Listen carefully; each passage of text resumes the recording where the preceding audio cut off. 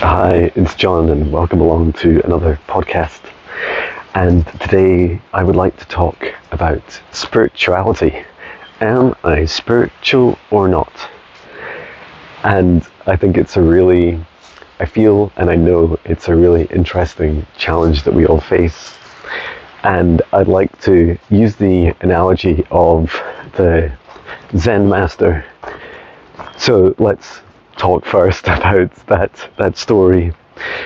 And in this story there is a Zen master who sits and lives at the top of a very high mountain in a beautiful place in the planet Earth, and that every day he wakes up and he seeks this perfect next level enlightenment. He seeks tranquility, peace. He seeks everything that is so tiny and magical and beautiful in this beautiful reality, and spends his time focusing on it, feeling at one in this beautiful love and this beautiful universe. And each day he practices this over and over, and this goes on for many years. And then one day he runs out of, let's say, salt, and he has to go down into the city below, quite a few miles away, to go and buy this salt. And so he's up in the mountains and he makes his long journey down, and he's feeling really good. He's excited. He hasn't seen other humans in quite some time, and he gets all the way down to the city, and it is filled with thousands and thousands of busy people and noises and traffic and building, rubbish and people shouting, and it's a very different experience to the most tranquil, serene part of this planet that he's been used to living on. And then very quickly a lorry drives by and drives through a puddle and soaks him. He becomes like super soaking wet, every part of him, and he is just so angry inside. He's like, I came all this way and just to buy salt, and now I'm absolutely soaking. It'll take me hours to get back to the top of my mountain, and I am not going to have a pleasant time. And so he shouts with rage and emotion at the driver as they continue to drive on. And so in just a short space of time, this Zen master has gone from being this really beautiful, enlightened being to being another angry person in an angry street. And it's really beautiful because it describes a story of these two aspects of us. One aspect of us is the spiritual aspect, or what we traditionally consider to be spiritual, which is where there's this highly enlightened, highly developed, really quite incredible enlightened being, like our soul, or some call it our higher self, like the highest aspect, the highest conscious aspect of us. And then there's the human aspect that goes about our day physically, often interacting with much of the chaos and much of the craziness of this reality. I'm just out walking my dog in my dog patch in these beautiful woods in England, so you may hear lots of noises in the background. And I also found that story really helped me with some of my challenges in my day-to-day life. And so there's some really helpful, like, guiding principles that have helped serve me, and I've come to realize they're not super groundbreaking, but they are helpful for me, and I hope they're helpful for you. And the first is that everything is energy, and that's a whole other podcast in itself. And then another aspect is that everything is spiritual. And what does that mean, that everything is spiritual? Well, it means that everyone's spiritual. It means that everything that we go through in our lives has, to at least some degree, a spiritual meaning. That there is a greater lesson, there is a greater magic, there are greater forces than we understand. And my meditation today, that my spirit guides, each day I asked them for a message, and the message that they brought to today was all about the fact that we are visitors, that we can perceive ourselves as being visitors into these human forms. So our souls, I know, our souls come into our human forms. We choose these lifetimes, and that we visit these lifetimes, and that we're born into them, and one day we'll die and leave them. And during this visit, we have the opportunity to just fill every moment with this beautiful high vibration love, this incredible joy and happiness, and to experience all the pleasure and the pain, the calm and the chaos, and everything in between. And it's never enough for us to only isolate parts of our day, parts of ourselves, to our spiritual development. So for example, I meditate each morning for about 5 to 10 minutes. It's quite short. And some people meditate for much longer, and it's everyone's free will choice to decide. Some and many don't meditate at all. And I'm spiritual just before I meditate, and I'm spiritual just after and during. It is like, and all the time. And I feel like this really helps me when I'm connecting with others. So as I continue to develop on my spiritual journey, and we all do, and my reality has turned from, I would say, in 2016, before my last big awakening, I was more into UFOs and conspiracy theories, and constantly seeking truth outside of me. And I felt like I could operate really easily in the 3D reality around me, and that I could connect with others pretty easily. I felt like, with some good small talk and some chat, and finding things in common with people, that I could definitely relate to people. And I found that there was this growing thing of ghosts and UFOs and conspiracy theories that fewer people were into. And I found that harder. It was like, well, I wonder why these people it doesn't seem to resonate with them. Why are so many people not into this? And then as I went through my awakening, as I attended my first Kundalini meditation yoga session, it was the first time I meditated in my life. I'd waited to just after I was 40 to do this, and my reality changed in those sessions. I saw the universe being created, the planets, the stars, the energies that flow through this universe, and it just blew my little mind. And I was like, I want to meditate more and find out more. And what I loved about it was that my meditation journey and my spiritual journey has been very much internal. It's been seeking the answers inside. And so for all those years, maybe 10 to 15 years, I've been seeking the answers outside of me through UFOs and ghosts and conspiracy, that I started to learn and started to resonate more with the inner work. And this begun with much of the painful work of shadow work, which is the subject of another podcast I have. And working through my inner healing, working through my inner child, facing my demons. I gave up meat, I gave up alcohol, and wow, they both really, really helped me in my life. And I also have been meditating every day. and creating songs every day and exploring new areas.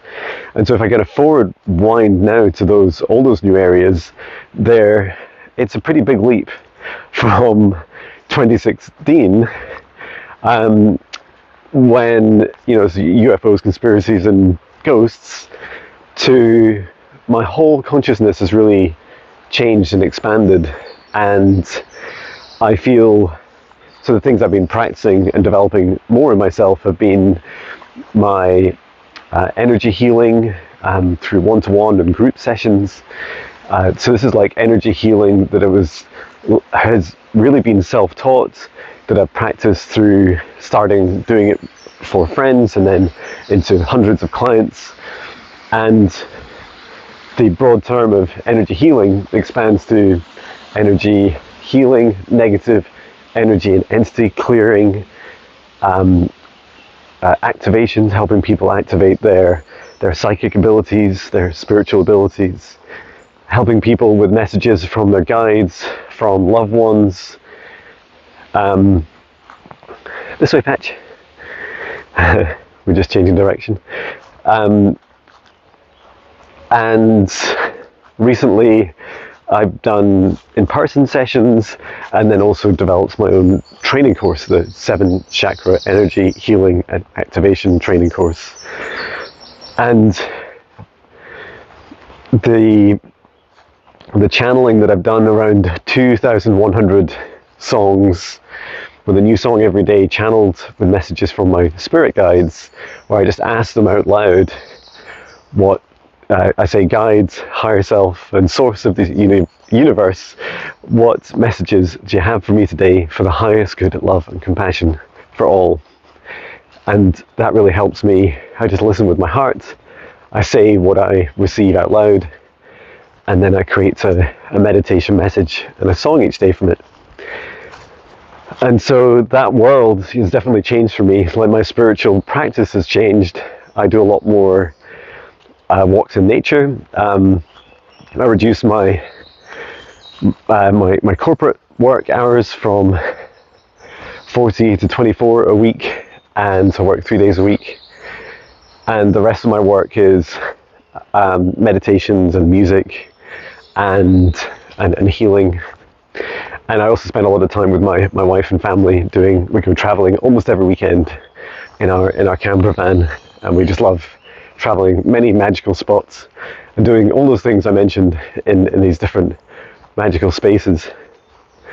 And it's really funny because the magic I find really fascinating.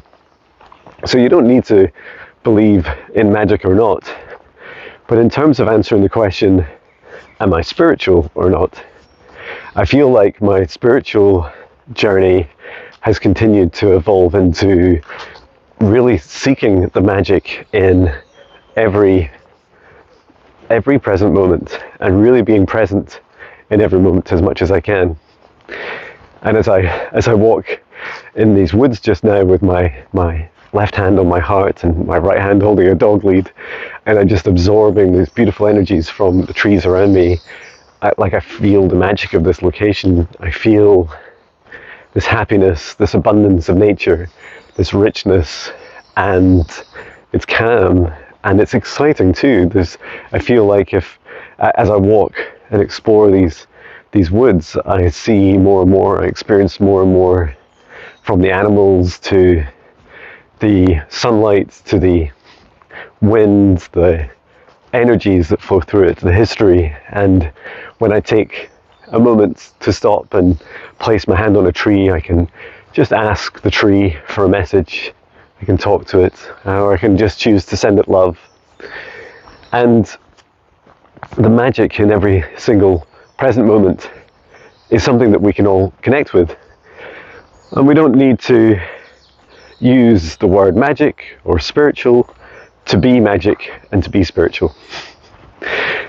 And so when I bring my high vibration self into this magical version of me into the city, just like the Zen master at the start of this podcast, I look for the magic in everything. It's everywhere. It's in people's smiles, in their smiling eyes, in the patterns of traffic, the numbers that we see in signs, the feathers that appear out of nowhere, the rubbish or trash that's lying on the street in front of us, with the words on it facing up to us, telling us something. It's every single place. And really common places I love connecting with others in is I'll talk to my wife and kids about the shapes of clouds that I see.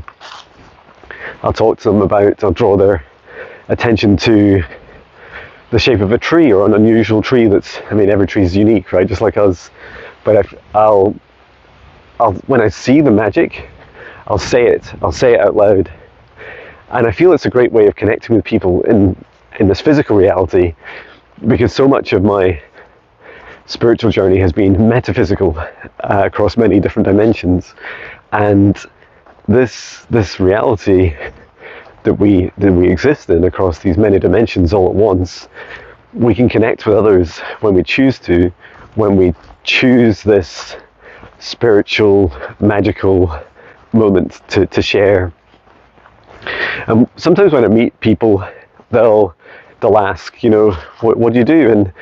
And I'm also like, I tend to start with like meeting them where they're at. And for instance, when I first met my neighbours, when I moved house about 8 months ago, I told them the company I worked for, and that I worked part-time, and that I also do meditations and music and energy healing.